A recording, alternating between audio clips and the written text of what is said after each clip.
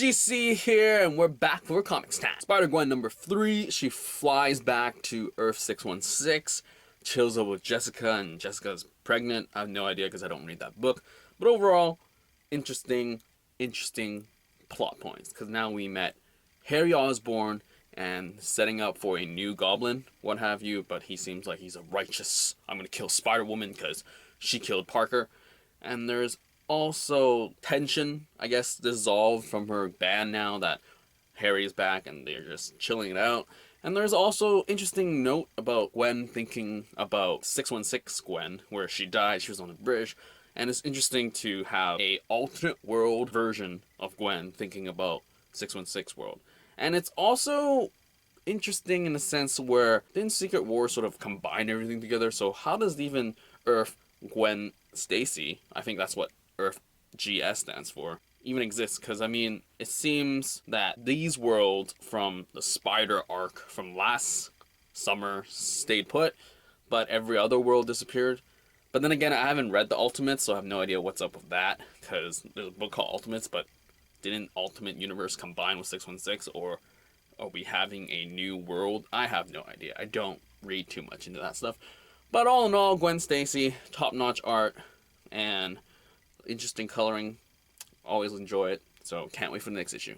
Next up, Southern Cross number 6. Oh my goodness, this was jam-packed with action.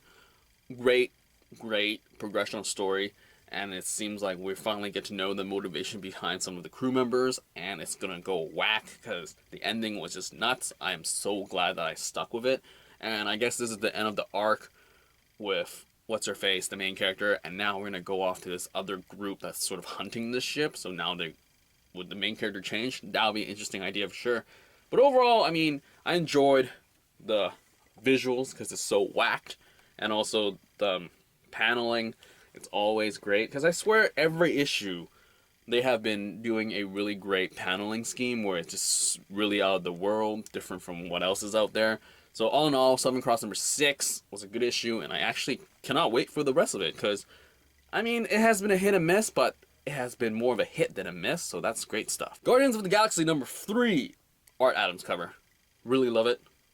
Gamora, but it has nothing to do with the actual story, which is kind of too bad. I mean, Gamora sort of shows up, and then she gets owned, and then there's these ragtag of mercenaries that are going to hunt down Star-Lord and company, so I guess that's what happens in the next few issues with these other guys that were pretty brutal, and then you have this weird witch doctor thing.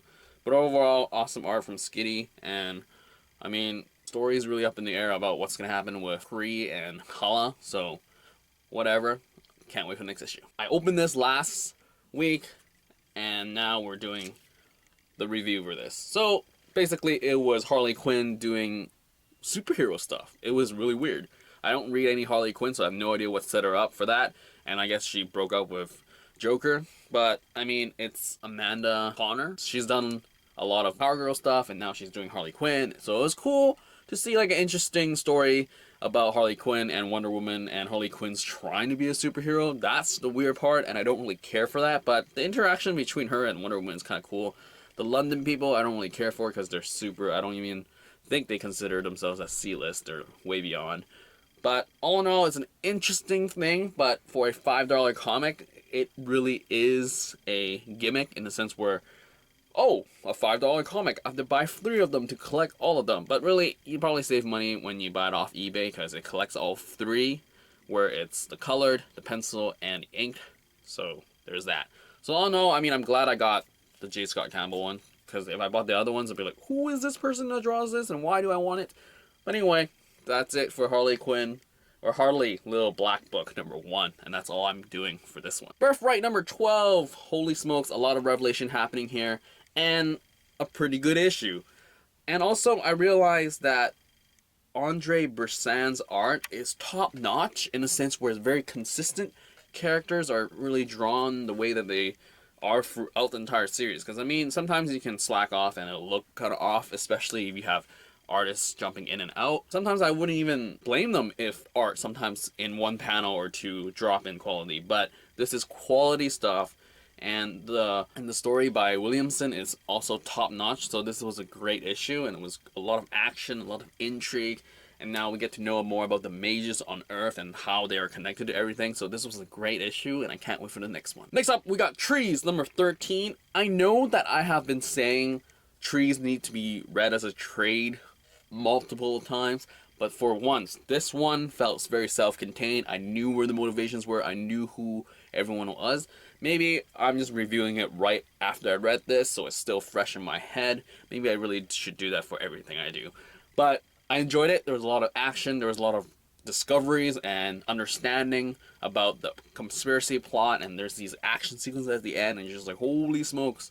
It's pretty intense.